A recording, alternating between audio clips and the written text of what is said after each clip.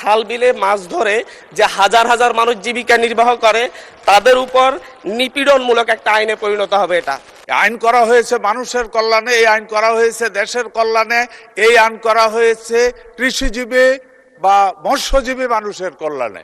আমি এখন মাননীয় মৎস্য ও পানি সম্পদ মন্ত্রী মোহাম্মদ আমিনুর রশিদকে protection and conservation of fish amendment bill 2026 উত্থাপনের অনুমতি প্রার্থনার জন্য আহ্বান জানাচ্ছি। মাননীয় স্পিকার, আমি আমিনুর রশিদ, কৃষি মৎস্য প্রাণী সম্পদ মন্ত্রী, protection and conservation of fish act 1950, act number 18 of 1950 সংশোধন কল্পে আনিত একটি bill protection and conservation of fish amendment bill 2026 উত্থাপনের জন্য, এই মহান সংসদে উত্থাপনের জন্য অনুমতি প্রার্থনা করছি।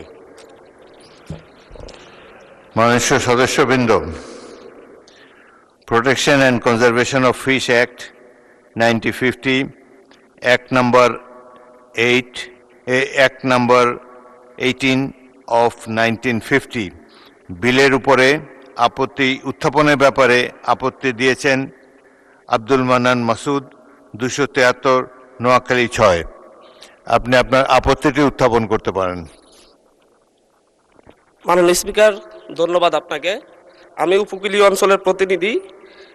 এখানে মাননীয় প্রাণী সম্পদ মন্ত্রীকে ধন্যবাদ জানাচ্ছি যে গরিব জেলেদের কথা চিন্তা করে ওনাদের যেই কারাদণ্ডের ব্যাপারটি কমিয়ে আনা হয়েছে, কিন্তু এই ব্যাপারে আরও কিছু সুনির্দিষ্ট ক্লজ যদি অন্তর্ভুক্ত করা হয় তাহলে আসলে হচ্ছে গরিব জেলে যারা তারা এই ধরনের হয়রানি থেকে মুক্তি পাবে।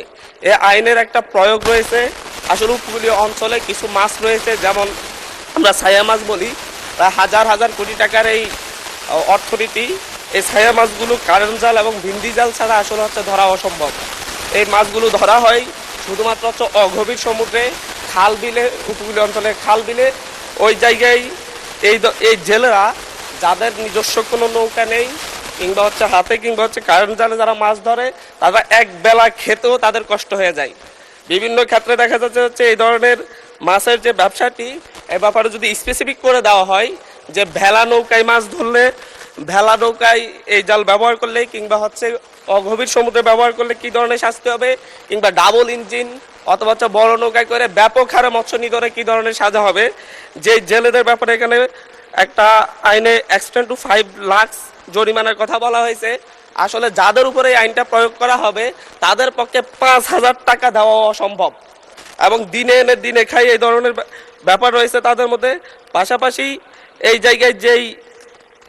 জায়গায় মূলত স্পেসিফিক যদি না করা হয় তাহলে উপকূলীয় অঞ্চলের খাল বিলে মাছ ধরে যে হাজার হাজার মানুষ জীবিকা নির্বাহ করে তাদের উপর নিপীড়নমূলক একটা আইনে পরিণত হবে। এটা ধন্যবাদ মাননীয় স্পিকার।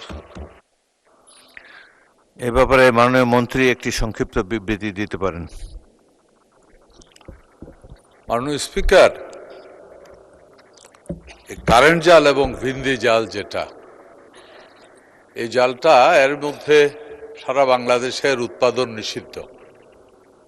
গতকালকে আমরা একটা মিটিং করেছি চাঁদপুরে, সচেতনতামূলক মিটিং, এবং এই জালগুলি চোরাইভাবে উৎপাদন হয় এবং এগুলি বন্ধ করার জন্য প্রশাসনিক দিক থেকে ওই সরকার যথেষ্ট তৎপর আছে। আর বাকি যেই জিনিস উনি বললেন, যা বললেন, এ ব্যাপারে এখানে কয়েকটা শ্রেণী মাছ ধরে, এটা সত্য। এই জায়গাতে যারা কারেন্ট জাল এবং ভিন্দি জাল যেটা, এটা কিন্তু নৌকাতে না, এটা কোম্পানিতে স্রোতের এগেনিস্টে বসানো হয় এবং ওখান থেকে মাছটা ধরা হয়। এবং এই কারণে বিশেষ করে এই কারেন্ট জাল এবং ভিন্দি জালের সমস্যা হলো এটায় ছোট মাছ বড় মাছ সমস্ত মাছ নষ্ট হয়, এবং এর ভিতরে যদি একবার বেজে যায় ওই মাছ আর নতুন করে সারভাইভ করার কোনো ক্ষমতা থাকে না, কারণ নিঃশ্বাস বন্ধ হয়ে যায়। আর বাকি যেটা আছে এখানে নৌকাতে, বড় নৌকাতে এটার এই ধরনের জাল বাওয়া হয় না, ছোট নৌকা দিয়েই এই কারেন্ট জাল এবং ভিন্দি জাল দেওয়া হয়। আর সমুদ্রের মধ্যে যে কম ডেপথের পানিতে যেই মাছের কথা বলা হয়েছে এটা মেনলি ভিন্দি জাল। এই জালটা আরো খারাপ। এটায় আপনার মাটির নর্মালি তো ছোট মাছ পোনাগুলি মাটির মধ্যে টাচে থাকে, ওই জাল টেনে এটাকে তোলা হয়। এতে করে যা হয়, যেই মাছ ওই চাষির মৎস্যর আহরণ করবে তার প্রয়োজন, এক্সকিউজ মি মাননীয় স্পিকার, ওই যার প্রয়োজন ওইটা সে নেয়। বাকি যেই মাছের ছোট ছোট পোনাগুলি, যেটা একদিন অনেক বড় হবে, ওই পোনাগুলি মেরে ফেলে। এই কারণে এই জালগুলিকে সম্পূর্ণভাবে নিষিদ্ধ করার ব্যবস্থা করা হয়েছে এবং ওই জালগুলি উৎপাদনও বন্ধ করা হয়েছে মাননীয় স্পিকার। এর মধ্যেও যদি মাননীয় স্পিকার আপনি মনে করেন এটা আলোচনার প্রয়োজন আছে, অবশ্যই এই আইন মানুষের কল্যাণে, আইন করা হয়েছে মানুষের কল্যাণে, এই আইন করা হয়েছে দেশের কল্যাণে, এই আইন করা হয়েছে কৃষিজীবী বা মৎস্যজীবী মানুষের কল্যাণে। এই আইন কোনোদিনই অকল্যাণের জন্য তৈরি হতে পারে না, কোনো মানুষের অকল্যাণে তৈরি হতে পারে না। মাননীয় স্পিকার, আপনি যদি মনে করেন এটা নিয়ে আলোচনা হতে পারে, সময় নিয়ে আলোচনা করতে পারেন, আমাদের কোনো আপত্তি নেই মাননীয় স্পিকার। ও জরিমানা যেটা 5,000 টাকা জরিমানাটা যেটা মাননীয় স্পিকার, এই জরিমানার ব্যাপারে যেটা আছে, অ্যাকচুয়ালি কালকেও এটা নিয়ে কাজ হয়েছে। এই জরিমানাটাই হলো থামানোর একমাত্র উপায়। এটা জরিমানা সরকারের আয় না মাননীয় স্পিকার, জরিমানা তাকে নিরুৎসাহিত করার জন্য এই জরিমানাটা। সে যদি সারাদিন মাছ ধরে 500 টাকার মাছ পায়, 1000 টাকার মাছ পায়, ওইখানে একবার যদি তারে 5000 টাকা জরিমানা করা হয়, সে চিন্তা করবে যে দ্বিতীয়বার গেলে আমার হয়তো 10 দিনের জন্য ক্ষতিগ্রস্ত হবে।